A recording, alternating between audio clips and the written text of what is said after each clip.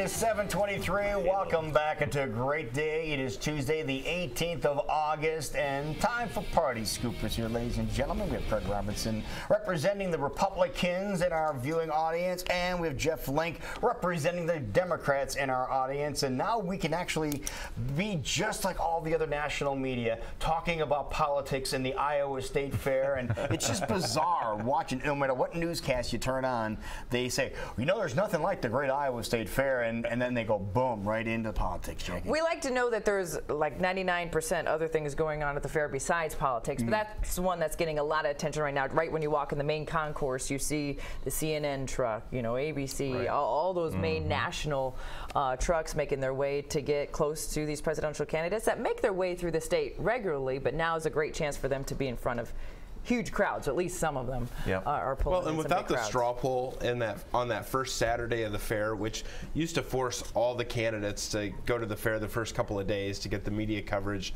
ahead of the straw poll event, now they've all spaced themselves out, and so the Democrats have all been through, but the Republicans, it's one or two a day. Well, there's about 600 Republican candidates, right? So isn't there? They can't all go on the same day. They don't have enough time. There's not enough room. They should mandate you got to come this day There's or this a limit. day. Right. Then we want our fare back. Yeah, that's funny. So who has been here so far? Huckabee. There's so many. I was going to say, there's been quite a few but so far. There's Trump's helicopter. Trump and his helicopter were here. Yep. Jeb Bush, Scott Walker, Ben Carson, Rick Santorum, Fiorina, Lindsey Graham yesterday. So I would say we're getting close to about half. More to come. And we're halfway through the fair today. I would say the more interesting thing to me is who's not coming to the fair. Are there some that said we're not going? Yeah, so like Rand Paul is not scheduled to come to the fair, which I find to be odd in one sense. John McCain how that worked out for him. Is that with the controversy recently with everything I don't think going so. on? I just think that, the Paul campaign runs really kind of an odd. This is something that I think you really need to do to have a presence in Iowa, and he's not here, and I think it just feeds speculation of, maybe he's looking to, just focus on the re-election for a Senate seat or whatever. But I mean, he's not the most personable guy when you see him in a crowd, and so maybe they're avoiding it for that reason. But it's just awkward to me that he's not. Because you have to have a personality, especially at the Iowa State Fair, because people aren't afraid to walk up to you and just start talking to you. That's the great part of it. Or protesting you. Or protest. I was out there yesterday, and I did see the Walker soapbox and all the protests.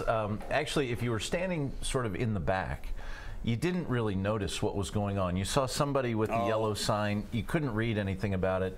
And I thought Walker actually did a decent job of handling the protester. He just said, I'm not going to be intimidated by you, which was fine. Now, what's interesting when you're talking about whether you can approach these guys, when Walker left, his speech and was going over to the pork tent, I assume he was going that direction, there are so many cameras and boom microphones around, you couldn't get near him if you wanted to. Oh, really? Yeah.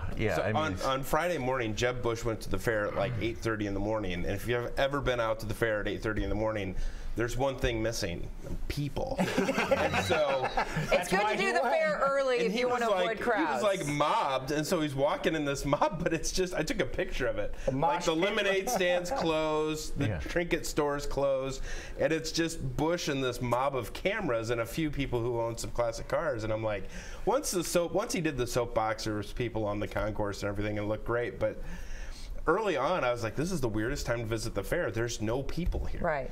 The stands are... Now, the one interesting thing about the Bush visit, I think Bush had Grassley and the governor and Ernst all walking with him. Now, have they offered that courtesy to all 17 candidates? Well, it was a coincidence that they just happened to be there. A scheduling, alignment of the planets. But here's the thing, though. Look at the polling in this Republican race. Do you want to be establishment if you're a Republican running for president? I think the clear answer is no. And so they weren't going to offer you an endorsement. So I don't really know what he got out of this, except, look, it's good staff work, and they can say, look what we did for you.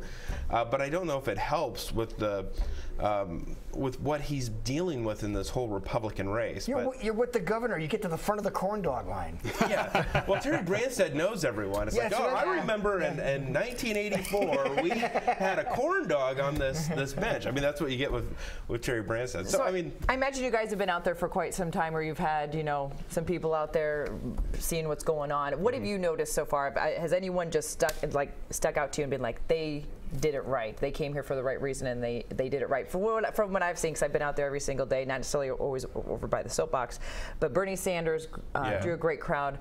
Ben Carson, I thought, drew an amazing crowd and seemed to make everybody happy from whatever he said. I couldn't always hear everything, but is there anyone out there that you're like, they did it right? Well, I mean, you got to give credit where credit's due with Donald Trump. That I think, everyone mocked the way he kind of came down the escalator for his announcement at Trump Tower. They thought this was kind of weird. Doing the whole helicopter thing, I remind people all the time, Donald Trump needs to be Donald Trump. You got to bring the show, because that's what people are looking for. And he brought the show to the state fair.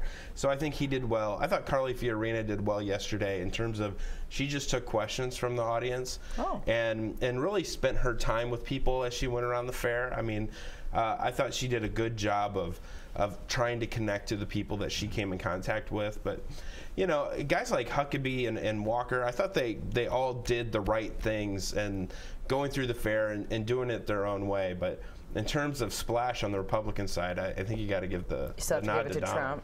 Okay. Yeah, I think on the Democratic side, it's interesting. Things are kind of upside down. I think a year ago, if you'd have said what's going to happen at the Iowa State Fair with the Democratic candidates, you'd say, well, Hillary Clinton would draw a big crowd and Bernie Sanders would walk around and talk to people.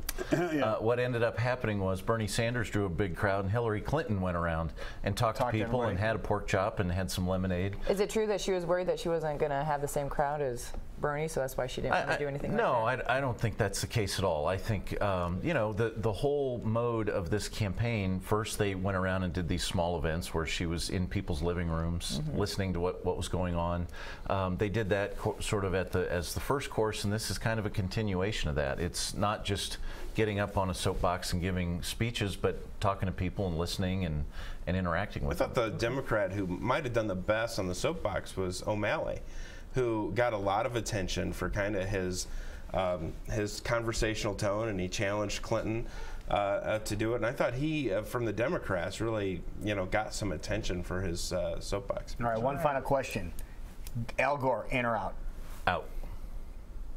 No question. No. What about Biden?